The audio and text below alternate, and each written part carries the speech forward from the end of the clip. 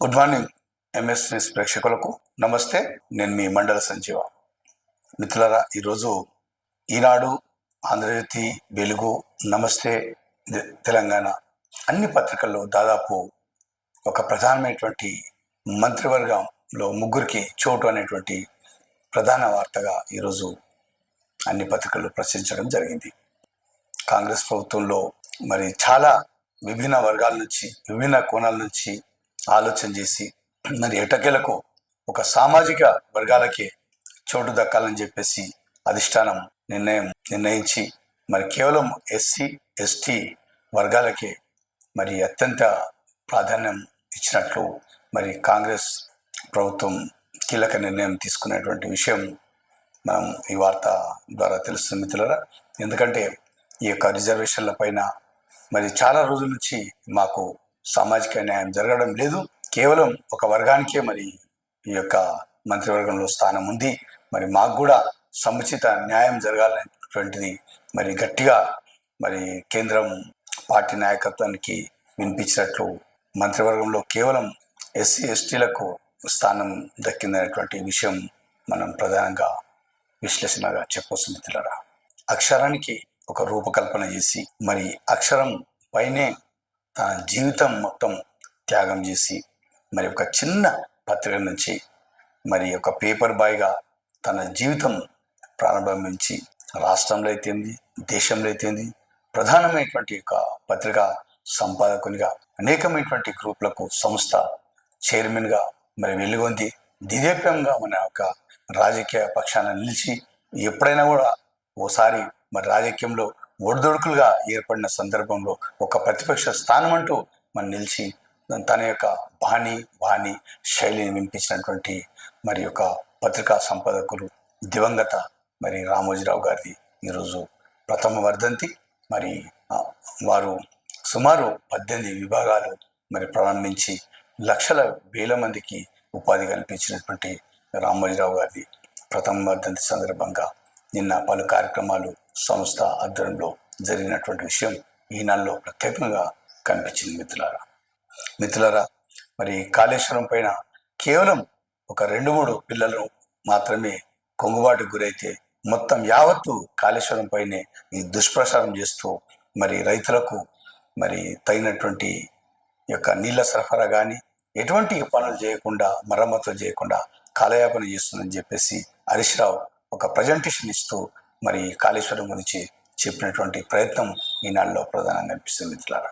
మరి యువత అనేకమైనటువంటి రంగాల్లో విభిన్న కోణాల్లో మరి డిగ్రీలు చేస్తున్నప్పటికీ కూడా ఈ యొక్క సర్టిఫికెట్లు చేతబట్టుకొని మరి వారు ఎన్ని అర్హత పత్రాలు సాధించినా చేస్తున్నటువంటి ఉద్యోగానికి ఆ యొక్క డిగ్రీ అర్హతకు ఏమాత్రం మరి సంబంధం లేకుండా ఈరోజు యువత దొరికిందే తడవుగా ఒక ఉద్యోగంలో నిమగ్నమై తన యొక్క జీవితాలు వెల్లడిస్తారని చెప్పేసి పిఎం ప్రత్యేక ఆర్థిక సలహాదారులు ప్రొఫెసర్ చెప్పినటువంటి ఒక వార్త కూడా మనం ఈరోజు ఈనాడులో ప్రధాన అంశంగా చూడొచ్చు మిత్రులారా. అదేవిధంగా మిత్రులారా, ఈరోజు ఉపాధి విషయంలో అయితే ఏంది, మరి ఉద్యోగ విషయంలో అయితే ఏంది, మరి తదితర రంగాలలో మరి కేవలం ఈ యొక్క పట్టణాలకు వలస వస్తున్నటువంటి శాతం ఒక గణాంకాలనే ఈనాడులో ప్రసిద్ధమైంది. ఆ వార్తను చూస్తే ఒక ఆశ్చర్యం కలిపే రీతిలో మరి పట్టణాలకు ఏ శాతం వస్తున్నారు, ఎంతమంది వస్తున్నారు, మరి ఈరోజు ఊళ్ళలోకి వెళ్తే మరి మనుషులు ఉన్నారా లేదా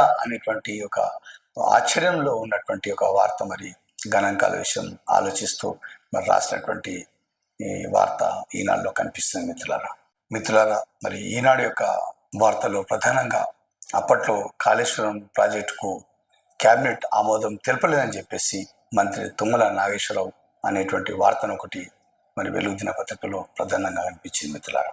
మరి అదేవిధంగా కాళేశ్వరం మేడిగడ్డలో ఈతకు వెళ్ళినటువంటి ఒక యువత, ఒక 6 ఆ యొక్క ఈతకు వెళ్ళి దుర్మరణం చెందినటువంటి వార్త, పలువురిని కలిసివేసేటువంటి వార్త ఒకటి మరి వెలుగు దినపత్రికలో ఈరోజు ఉన్నది మిత్రులారా.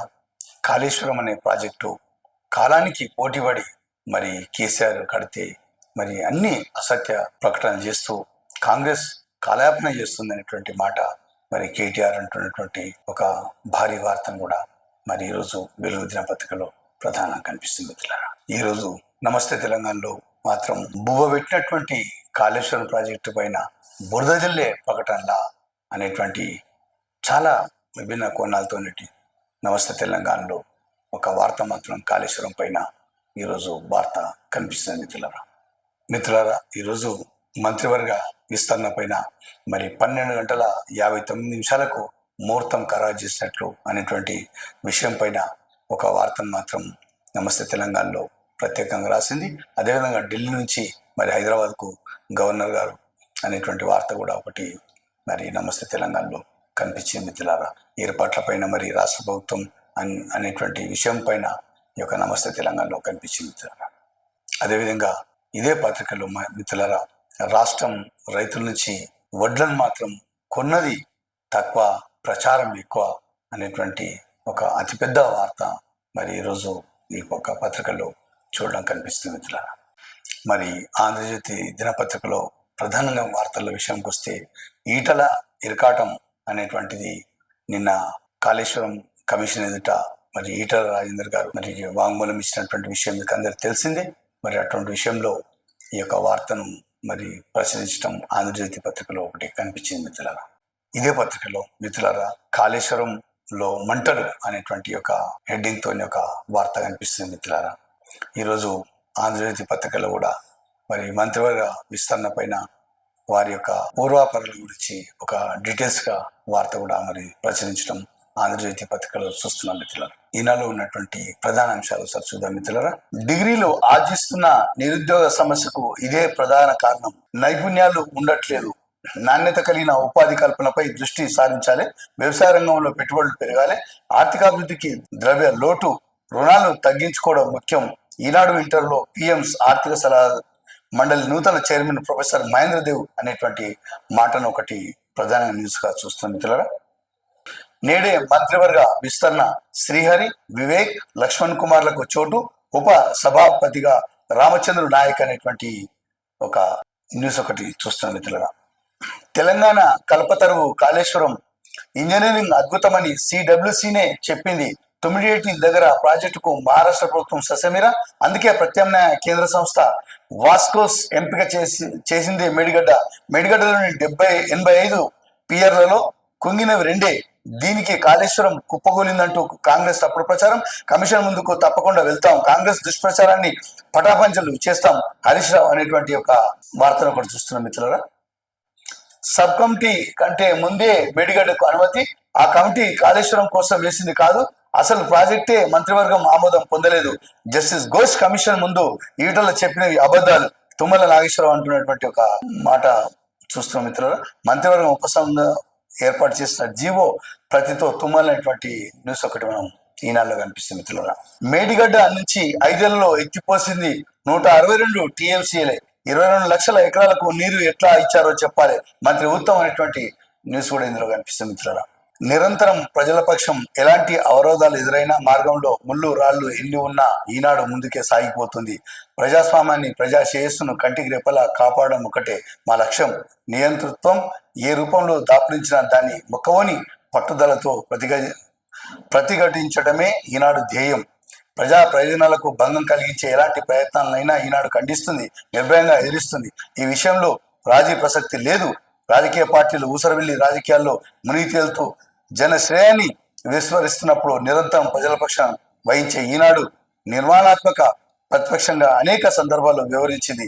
రామోజీరావు అనేటువంటి న్యూస్ ఒకటి చూస్తున్నాం మిత్రులారా. ఆయన వర్ధంతి సందర్భంగా ప్రత్యేకంగా మరి ఆయన చెప్పిన మాటలు ఒకటి చూస్తున్నాం.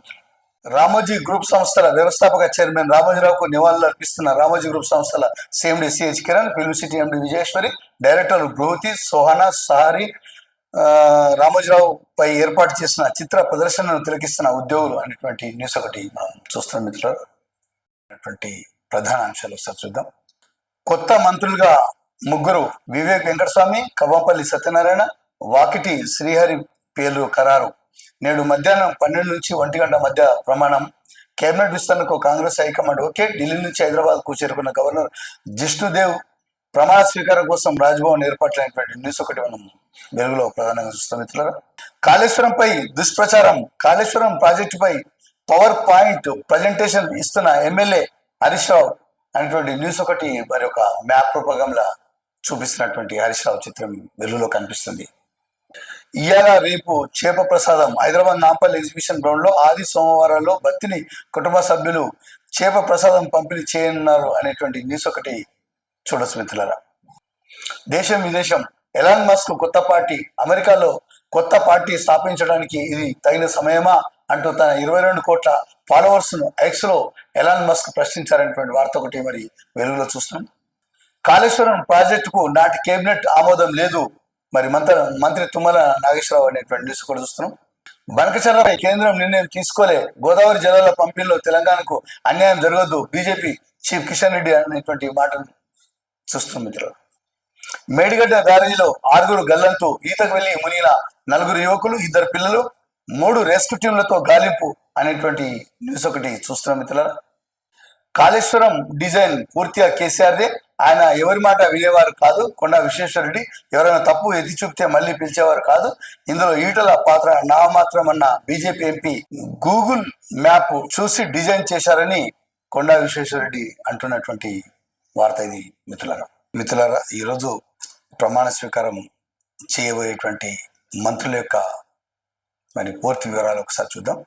గడ్డం వివేక్ వెంకటస్వామి, పుట్టిన తేదీ 30 నవంబర్ 1954, తల్లిదండ్రులు గడ్డం వెంకటస్వామి, కళావతి, సామాజిక వర్గం ఎస్సీ, మాల, చదువు MBBS OU, భార్య సరోజ, పిల్లలు వృత్తిక, వంశీ, వెంకట్, వైష్ణవి అనేటువంటి పిల్లలు. 2009లో రాజకీయ ప్రస్థానం మొదలు. తండ్రి కాకా వెంకటస్వామి వారసుడుగా 2009లో రాజకీయాల్లోకి వచ్చిన వెంకటస్వామి పెద్దపల్లి లోకసభ స్థానం నుంచి ఎంపీగా గెలుపొందారు. 2009 నుంచి 2014 మధ్య 15వ లోక్సభకు ప్రాతినిధ్యం వహిస్తూ తెలంగాణ ఉద్యమంలో కీలక పాత్ర పోషించారు. ఈ క్రమంలో తెలంగాణ అడ్డుకుంటున్నారనే కారణంతో అప్పటి సీఎం కిరణ్ కుమార్ రెడ్డి ధిక్కరించి ఢిల్లీ కేంద్రంగా మిగిలిన ఎంపీలతో కలిసి అప్పటి కేంద్ర ప్రభుత్వంపై ఒత్తిడి పెంచారు. ధర్నాలు, రైలు రోకోలో పాల్గొని అరెస్ట్ అయ్యారు. V6 ఛానల్ను ప్రారంభించి ఉద్యమ ఆకాంక్షను జనంలోకి తీసుకెళ్లారు. కాంగ్రెస్ అభ్యర్థి బరిలోకి దిగి ఎమ్మెల్యేగా ఘన విజయం సాధించారు. ఆ తర్వాత వచ్చిన పార్లమెంట్ ఎన్నికల్లో పెద్దపల్లి నుంచి గెలిచిన తన కొడుకు గడ్డం వంశీకృష్ణతో కలిసి ఆ ప్రాంత అభివృద్ధికి విశేష సేవలు అందిస్తున్నారు. జడ్పీటీసీ టు మంత్రి 2 సార్లు ఓడిన పట్టుబదలని కవంపల్లి, 3వ ఎమ్మెల్యేగా గెలుపు, మంత్రిగా ఛాన్స్. పూర్తి పేరు కవంపల్లి సత్యనారాయణ, పుట్టిన తేదీ జూన్ 10, 1947, తల్లిదండ్రులు పోచమ్మ, ఎల్లయ్య, సామాజిక వర్గం ఎస్సీ, మాదిగ, విద్యార్హత MBBS MS అనేటువంటిది ఆయన యొక్క విద్యార్హత. మరో మంత్రి గురించి చెప్తాం. తొలిసారి ఎమ్మెల్యేగా గెలిచి పూర్తి పేరు వాకిట్య శ్రీహరి, పుట్టిన తేదీ నవంబర్ 1, 1972, తల్లిదండ్రులు నర్సులు, రామలమ్మ, సామాజిక వర్గం BC, ముదిరాజ్, విద్యార్హత BA. NSUI ప్రెసిడెంట్ గా వాకిటి రాజకీయ ప్రస్థానం మొదలు. ఆయనది కరడుగట్టిన కాంగ్రెస్ కుటుంబం. రైతు కుటుంబం నుంచి రాజకీయాల్లో రాణించిన శ్రీహరి అనేటువంటి న్యూస్ ఒకటి మనం విశ్లేషణగా చూడొచ్చు మిత్రులారా. కాళేశ్వరంపై దుష్ప్రచారం, హరీష్ రావు అనేటువంటి న్యూస్ ఒకటి వెలుగులో కనిపిస్తుంది. ప్రధానంగా ఆంధ్రజ్యోతిలో ఉన్నటువంటి ప్రధాన అంశాలు సార్ చూద్దాం మిత్రులారా. నేడే విస్తరణ, మధ్యాహ్నం 12:19కి రాజ్భవన్లో ప్రమాణం. 6 ఖాళీల్లో 3 మాత్రమే భర్తీ చేసే అవకాశం. BC SC వర్గాలకే మంత్రివర్గ విస్తరణ పరిమితం అనేటువంటి న్యూస్ ఒకటి మనం చూస్తున్నాం మిత్రులారా. వాకిట శ్రీహరి, గడ్డం వివేక్, మరి కవంపల్లి సత్యనారాయణ, మరి అడ్లూరి లక్ష్మణ్ కుమార్ క్వశ్చన్ మార్క్ తోని అది కూడా ఉంది. దీంట్లో భారీగా తగ్గిన తీవ్ర పేదరికం, దేశంలో 27.1% నుంచి 5.3%, 27 కోట్ల మందికి పేదరికం నుంచి విముక్తి, దశాబ్ద కాలంలో రికార్డు స్థాయి మార్పు, ప్రపంచ బ్యాంకు గణాంకాలపై కేంద్రం అనేటువంటి న్యూస్ ఒకటి మరి ఆంధ్రజ్యోతిలో ప్రధానంగా కనిపిస్తుంది మిత్రులారా. కాళేశ్వరంలో మంటలు, కేబినెట్ ఆమోదం లేదు, మేడిగడ్డ మంత్రివర్గమే నిర్ణయం. కాళేశ్వరంపై Harish Rao power point presentation అనేటువంటి న్యూస్ ఒకటి హరీష్ రావుకు సంబంధించిన వార్త. మరి కేబినెట్ ఆమోదం లేదనేటువంటిది మంత్రి తుమ్మల నాగేశ్వరరావు. తుమ్మిడేటి వద్ద నీరు లేదని CWC ఎప్పుడూ చెప్పలేదు, మంత్రి ఉత్తమ్ కుమార్ రెడ్డి. ORR లోపల 65,000 ఆటోలకు అనుమతి, విద్యుత్ LPG CNG ఆటోలకు మాత్రమే, 65,000 కుటుంబాలకు ఉపాధి, పొన్నం. స్వగృహ ప్లాట్లు, హౌసింగ్ ప్లాట్ల వేలానికి సర్కారు పచ్చజెండా. సరదాగా స్నానానికి వెళ్లి గోదావరిలో 6 గల్లంతు. బీజేపీ మహా రిగ్గింగ్, మహారాష్ట్రలో మ్యాచ్ ఫిక్సింగ్ తో గెలుపు, ప్రజాస్వామ్య రిగ్గింగ్ కు అది బ్లూ ప్రింట్, రేపు బీహార్లోనూ జరిగేది ఇదే, రాహుల్ అనేటువంటి ఒక న్యూస్ చూస్తున్న మిత్రులు. ఖరీఫ్ కు యూరియా కొరత, కోవిడ్ పై సర్కారు సన్నద్ధత, నేడు బండారు దత్తాత్రేయ ఆత్మకథ ఆవిష్కరణ అనేటువంటి న్యూస్ ఒకటి మరి ఆంధ్రజ్యోతి పత్రికలో ప్రధానంగా చూస్తున్నాం మిత్రులారా. ఈరోజు నమస్తే తెలంగాణలో ఉన్నటువంటి ప్రధాన అంశాలు సార్ చూద్దాం. కల్పతరువు కాళేశ్వరమే బోపెట్టిన ప్రాజెక్టుపై కాంగ్రెస్ అసత్య ప్రచారం. మేడిగడ్డకు రిపేర్లు చేయవచ్చు అని ఎన్డీఏనే చెప్పింది. మేడిగడ్డ వద్ద నిర్మాణం రిటైర్డ్ ఇంజనీర్లు స్వాగతించారు. డిపిఆర్ కు అయిన ఖర్చు 677 కోట్లు కాదు, 6.77 కోట్లే. కాళేశ్వరంతో కొత్తగా 20,33,572 ఎకరాల సస్యశ్యామలం ప్రాణాలకు తెగించి తెలంగాణ ఏర్పాటు కోసం మాట్లాడినాం అనేటువంటి న్యూస్ ఒకటి మరి నమస్తే తెలంగాణ చూస్తున్నాం. హరీష్ రావు, కేటీఆర్ ఇద్దరు సమాలోచన చేస్తూ మాట్లాడుతున్న విషయం. మెడిగడ్డను ఎంపిక చేసింది కేంద్రానికి చెందిన వాస్కో. కాళేశ్వరానికి కేంద్ర ప్రభుత్వం నుంచి అన్ని అనుమతులు. పవర్ పాయింట్ లో ప్రజెంటేషన్ లో మాజీ మంత్రి హరీష్ రావు అనేటువంటి న్యూస్ ఒకటి మనం చూస్తున్నాం మిత్రులారా. మరి ఈ యొక్క కాళేశ్వరం సంబంధించినటువంటి ఫోటో. నేడు మంత్రివర్గ విస్తరణ, క్యాబినెట్ లో మార్పులకు అధిష్టానం ముఖ్యం, నలుగురికి చోటు అనేటువంటి న్యూస్ ఒకటి మరి కనిపిస్తుంది మిత్రులారా. మహిళా ఏఎస్ఐ పై చేసి ఛాతీపై నెడుతూ దుర్భాషలాడిన కాంగ్రెస్ నాయకులు. కల్లూరులోని చౌదరి ఘాట్ వద్ద మద్యం మత్తులో బెదిరింపులు. 10 మందిపై case, 7 remand. CP Sunil Dutt వెల్లడి అనేటువంటి న్యూస్ నమస్తే తెలంగాణలో కనిపిస్తుంది. మేడిగడ్డ బరాజ్లో 6 గల్లంతు. రాజన్న గోశాలలో మరో 2 కోడదూడలు మృతి. ఇప్పటి వరకు 33 కోడలు మృతి అనేటువంటి న్యూస్ ఒకటి కనిపిస్తుంది మిత్రులారా. కొన్నది తక్కువ, ప్రచారం ఎక్కువ. ధాన్యం కొనుగోలుపై రేవంత్ రెడ్డి సర్కార్ గొప్పలు. బీఆర్ఎస్ హయాంలో కొన్నది 93 లక్షల టన్నులు, కాంగ్రెస్ సర్కార్ కొన్నది కేవలం 72 లక్షల టన్నులు. రికార్డు స్థాయిలో ధాన్యం కొన్నట్టు ప్రకటనలు అనేటువంటి న్యూస్ ఒకటి మరి నమస్తే తెలంగాణలో చూస్తాం మిత్రులారా.